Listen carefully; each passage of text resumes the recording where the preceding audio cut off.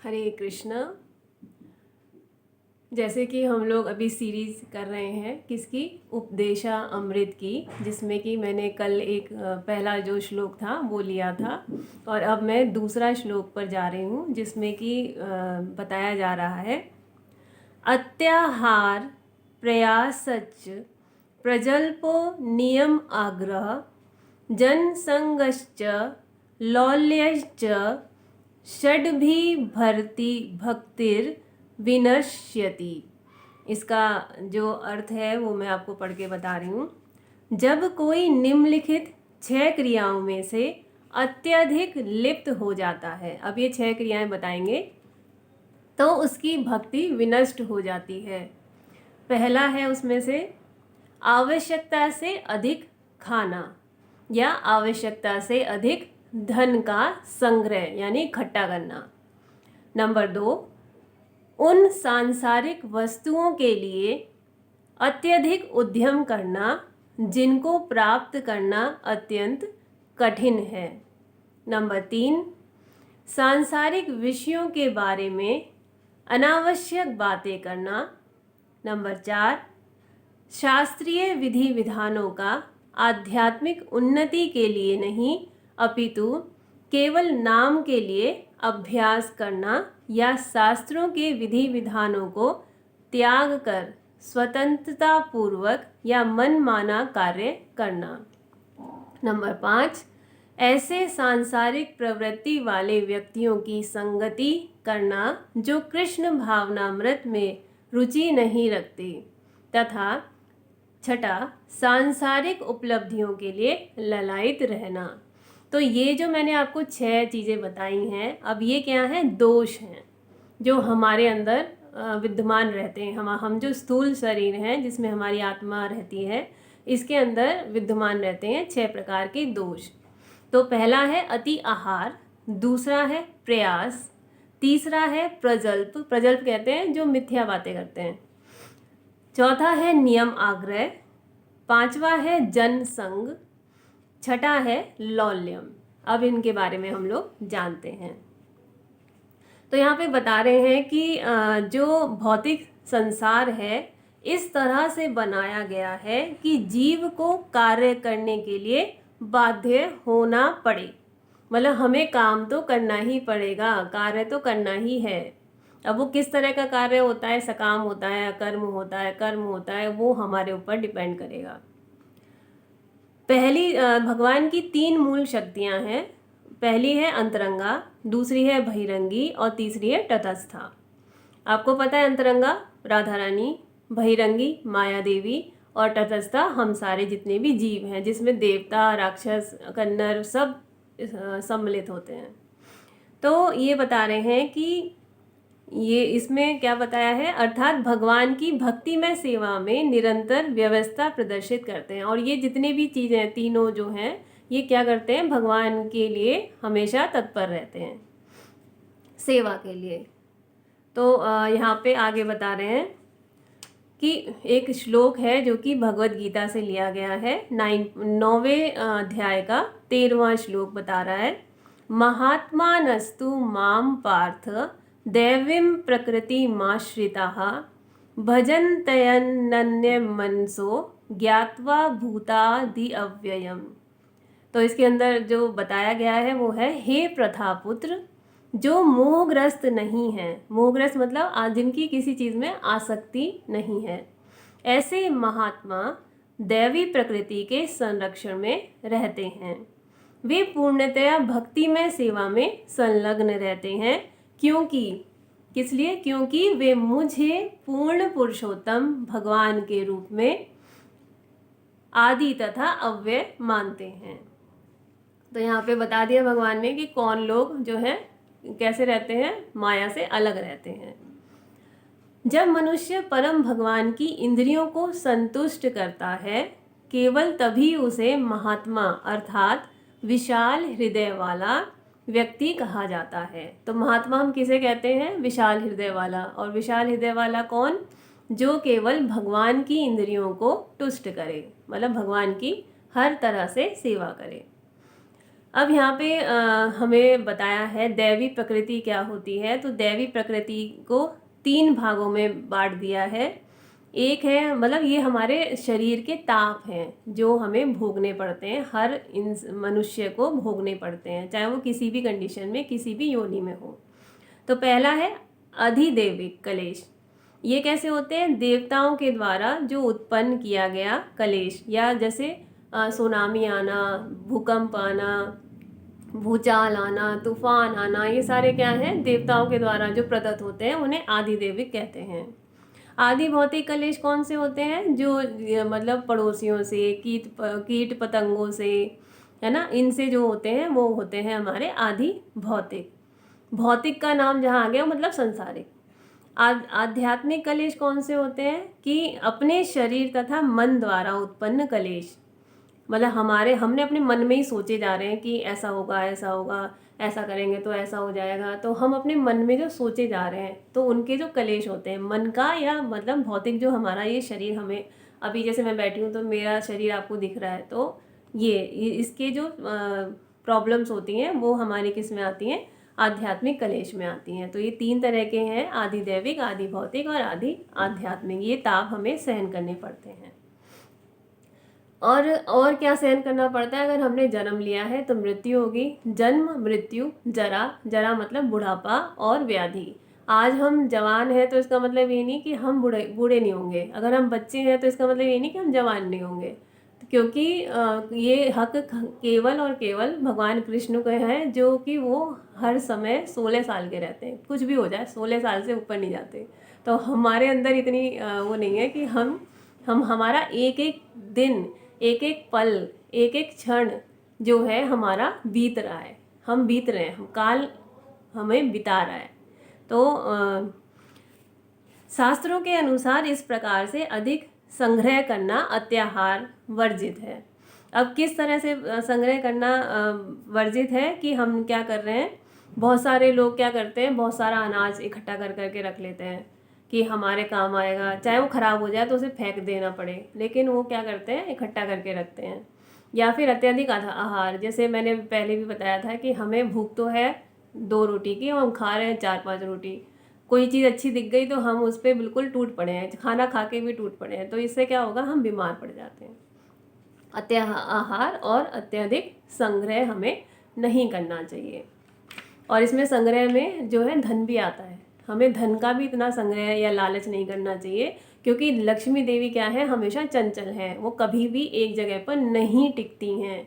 आपको अगर उन्हें टिकाना है तो क्या करना पड़ेगा? उसे सही जगह पर दान देना पड़ेगा, दान करना पड़ेगा, सही जगह पर लगाना पड़ेगा, तभी लक्ष्मी भी रुकती है। तो जैसे हम लोग बहुत सारी भूमि लेके बैठ जाते हैं कि ये हमारी भूमि, अब ये है कि हमारी प्रॉपर्टी है, ये हमारा मकान है। ये क्यों करते हैं हम लोग? अत्यधिक संग्रह क्यों कर रहे हैं? एक मकान बहुत है, एक रूम में रहना है तो वो ठीक है। ये इसलिए हम करके रखते हैं कि ये हमारा, मतलब मैं मेरा। तो अत्यधिक संग्रह हम क्यों कर रहे हैं? हमें नहीं करना है। अब ये सोचो कि जो प्रॉपर्टी या जो खेती, जो आपकी जो संपत्ति है, वो पहले भी किसी और की थी ना। वो भी तो पहले यही कहते थे कि ये हमारा, हमारे लिए है। तो ये कभी किसी की हुई ही नहीं है। आपकी अवधि 100 साल से ज़्यादा नहीं है। आप 100 साल जिंदा भी रह लो, आप जीवित रहें, वो भी बहुत बड़ी बात है। तो आप कभी नहीं कह सकते कि ये संपत्ति मेरी है। ये संपत्ति किसकी है? भगवान कृष्ण की है, भगवान की संपत्ति है। हम तो सिर्फ आया राम गया राम वाले हैं। हम बस कहते हैं हमारा है, लेकिन हमारा कुछ भी नहीं है। तो जैसे फैक्ट्रियाँ लगा लेते हैं या कुछ भी कर लेते हैं, तो ये हमारा कुछ भी नहीं है। तो अत्यधिक संग्रह और अत्यधिक आहार हमें नहीं करना चाहिए। तो अभी यहाँ बता रहे हैं कि मनुष्य जीवन क्यों मिला है हमें। कभी क्वेश्चन आता है आपके दिमाग में कि हमें मनुष्य जीवन क्यों मिला है? अब मैं बताती हूँ कि जो 84 लाख योनियाँ हैं, उसमें सर्वश्रेष्ठ जो जीवन है, जो योनि है, वो है मनुष्य की। क्यों? क्योंकि मनुष्य जीवन ईश्वर साक्षात्कार के लिए मिला है, और मनुष्य को उच्चतर बुद्धि इसी प्रयोजन के लिए प्रदान की गई है। जो हमारी जो बुद्धि है, बुद्धि सब में है, बिल्ली में भी है, कुत्ते में भी है, घोड़े में भी है, हाथी में भी है, सब में बुद्धि है, लेकिन जो हमारी बुद्धि है उससे हम क्या कर सकते हैं, ईश्वर का साक्षात्कार कर सकते हैं। तो इसको हमें यूज़ करना चाहिए, सही जगह पर लगाना चाहिए। तो मानव सभ्यता का प्रथम चरण है शास्त्रों के आदेशानुसार धर्म का आचरण करना। तो शास्त्रों का आचरण क्या है, धर्म का अनुसरण करना। धर्म क्या है, जो भगवान ने जो नियम बनाए हैं उन्हें ही हम धर्म कहते हैं। ठीक है, तो हमारा जो मेन काम है वो क्या है, शास्त्रों के आदेशानुसार ही धर्म का विचरण करना, आचरण करना। दूसरा जो हमारा दोष आता है, पहला हो गया अत्यधिक आहार या अत्यधिक संग्रह करना, दूसरा है प्रजल्प। अब प्रजल्प मैंने बताया कि प्रजल्प क्या होता है, सांसारिक बातें करना। हम लोग क्या करते हैं, संसार में डूब जाते हैं, मूवी देखने जा रहे हैं, कहीं कुछ हो गया तो उसके बारे में, हम जो चीज़ खराब भी हो गई हम उसके बारे में इतनी चर्चा करते हैं, इतनी चर्चा करते हैं कि वो नहीं भी होनी होगी तो भी हो जाती है। या हम किसी चीज़ के बारे में इतना सोचने लगते हैं कि हम ये ऐसा होगा वैसा होगा, तो ऐसा सोच सोच के ही हम उसे मतलब उस लाइन पे डाल देते हैं कि ऐसा होगा। तो हमें हमेशा सोचना भी सही चाहिए। तो प्रजल्प क्या है, इसमें बता रहे हैं, जब हम अपने कुछ मित्रों से मिलते हैं तो हम टर्टर करने लगते हैं। यहाँ पे मेंढक का एग्जाम्पल दे रहे हैं, वाले मेंढकों की तरह तुरंत व्यर्थ की बातें करना शुरू कर देते हैं।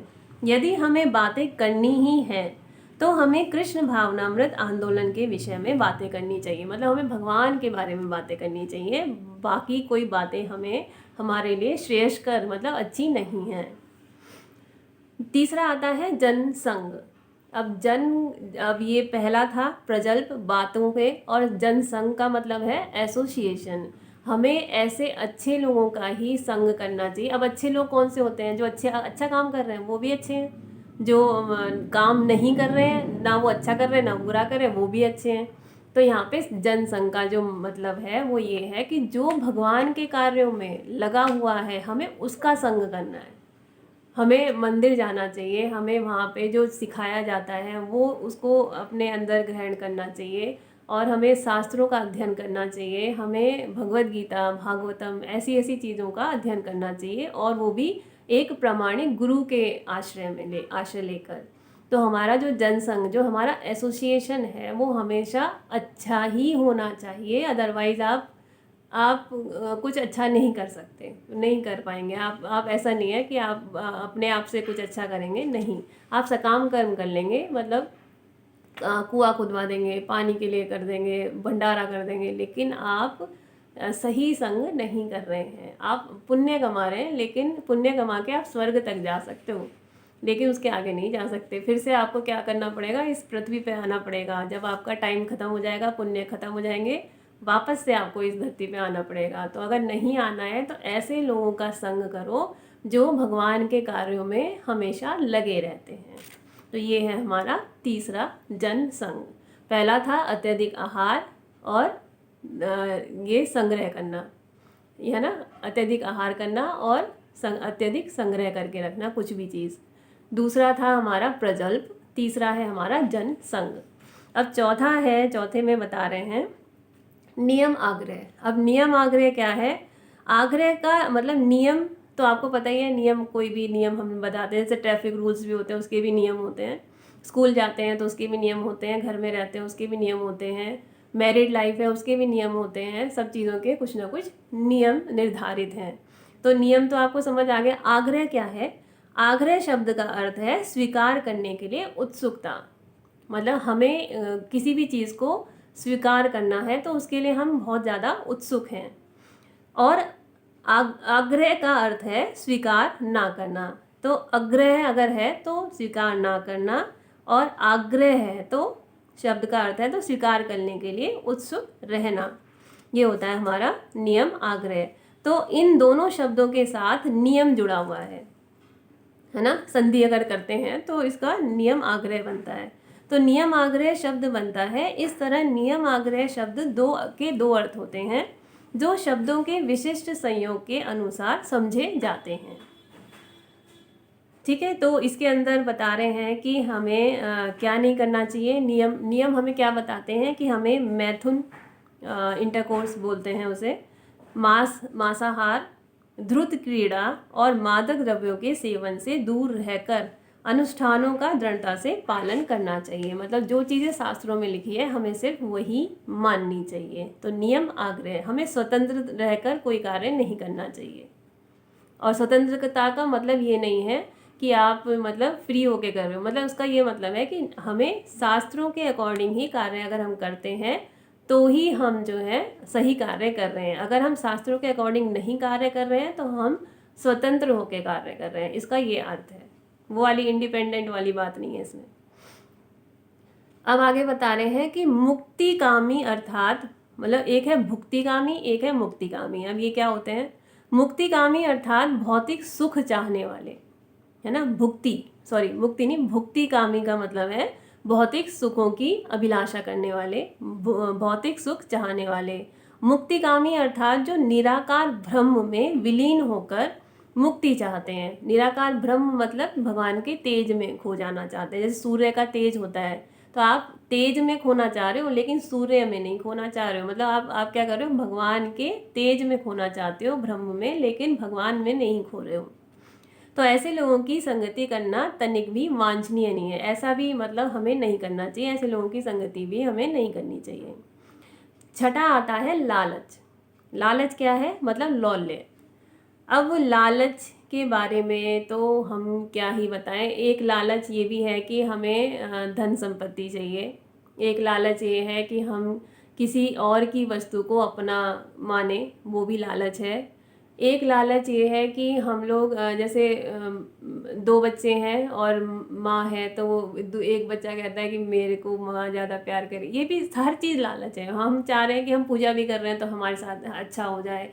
भगवान हमें हम भगवान हमारे सर्वेंट थोड़ी है जो हम उन्हें कहें कि भगवान जी मेरी नौकरी लगवा दो, मेरा ये करवा दो, वो करवा दो। तो भगवान हमारे नौकर थोड़ी हैं, हम उनको जरा सी चीज़ दे के क्या करने वाले हैं? उन्हीं की तो सारी चीज़ें हैं। तो लालच नहीं हमें करना चाहिए।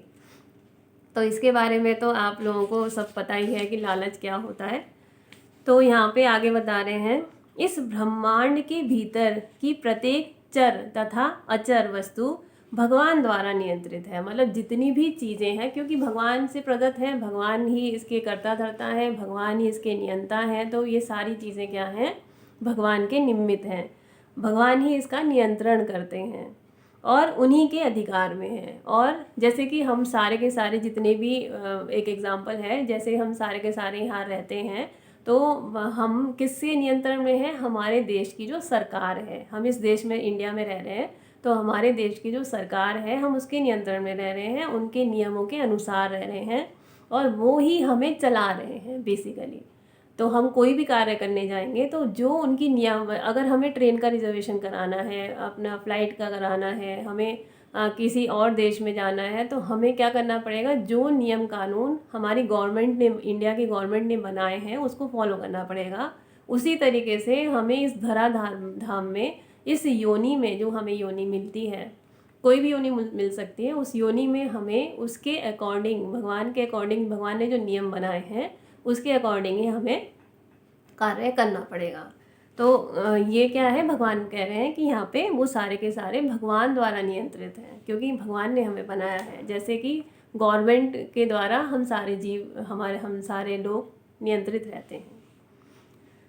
तो आगे बता रहे हैं कि यह कृष्ण भावना भावित आंदोलन जो है एक आध्यात्मिक समुदाय का संगठन प्रदान करता है। एक्चुअली ये जो इस्कॉन हम लोग जिससे रिलेटेड हैं वो क्या प्रदान करता है? हमें कृष्ण भावनामृत जैसे में लगे हुए जो लोग हैं, जो एसोसिएशन मैंने अभी आपको बताया था, जनसंघ, वो हमें यहाँ पर मिलता है। ऐसा मिलता है कि जो हमें इस धराधाम से भगवत धाम तक ले जाने का मार्ग सुनियोजित कर दे। वैसे तो बहुत सारी चीज़ें हैं जिससे हमारा भटकाव हो जाता है, लेकिन हमें क्या करना है? अपने मन को नियंत्रण में रखकर, अपने चित्त को शुद्ध करके, अपने शरीर को शुद्ध करके हमें क्या करना चाहिए? इन नियमों का पालन करना चाहिए। तो ये हमारे शरीर के जो दोष हैं ये यहाँ पे बताए हैं कि दोष जो होते हैं हमारे, वो हमारा पतन का कारण बनते हैं, जो कि रूप गोस्वामी ने बहुत ही अच्छे से इसको एक्सप्लेन किया है। और इसको हमें फॉलो करना चाहिए। तो मैं दोबारा से रिपीट कर रही हूँ कि जो हमारे दोष हैं वो 6 प्रकार के कौन से हैं? अति आहार या फिर अति संग्रह करना, अत्यधिक संग्रह करना। दूसरा है हमारा प्रयास करना। प्रयास हम ऐसी चीज़ों के लिए ना करें कभी भी जिससे कि मतलब जैसे हम चाहते हैं, अब हम हैं, हम ये तो नहीं है ना कि हम प्रेसिडेंट बन जाएंगे। बन सकते हो लेकिन अगर आपके ऐसे कार्य हैं तो, लेकिन हर कोई प्रेसिडेंट नहीं बन सकता। तो उसके लिए हम या फिर ये सोचें कि हम अमेरिका का प्रेसिडेंट बन जाए, ये बन जाए, तो हमें ऐसे कार्यों में अपना समय बिताना चाहिए जो कि हमारे उसमें। इसका मतलब ये नहीं है कि आप आईएएस बनना चाहते हो तो आप उसकी कोशिश ना करो, कोशिश करनी है लेकिन इतना अधिक समय नहीं व्यर्थ करना है।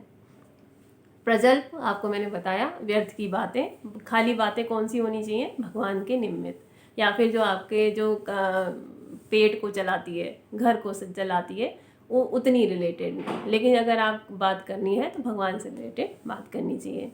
नियम आग्रह मतलब कि आप क्या करना है, आपको नियमों का, जो नियम हमारे शास्त्रों में लिखे हैं उनका आग्रह, उनको फॉलो करना है। स्वतंत्र नहीं करना है। स्वतंत्रता हमें मतलब स्वतंत्र का मतलब मैंने अभी बताया कि आपको क्या नहीं करना है, स्वतंत्र होकर कार्य नहीं करना है, नियमों के अकॉर्डिंग काम करना चाहिए। उसके बाद है जनसंघ, यानी हमारा एसोसिएशन। एसोसिएशन किसका लेना है? अच्छे लोग तो बहुत होते हैं, बहुत सारे अच्छे लोग हैं, लेकिन हमें अच्छे लोग कौन से चाहिए? जो कि भगवान की भक्ति में लगे हैं। और छठा है हमारा लौल्यम, मतलब कि लालच। लालच हमें किसी भी तरह का नहीं रखना चाहिए। यहाँ तक कि हम जब भगवान को भी पूज रहे हैं तो भी हमें लालच नहीं करना चाहिए। हरे कृष्णा। ये बहुत ही अच्छे श्लोक हैं और बहुत ही अच्छी चीज़ें इसमें बताई हैं, तो मैं इसको सीरीज़ को कंटिन्यू करूँगी और आपको थोड़ा बहुत अपना भी ज्ञानवर्धन करूँगी और आपको भी बताती रहूँगी। हरे कृष्णा।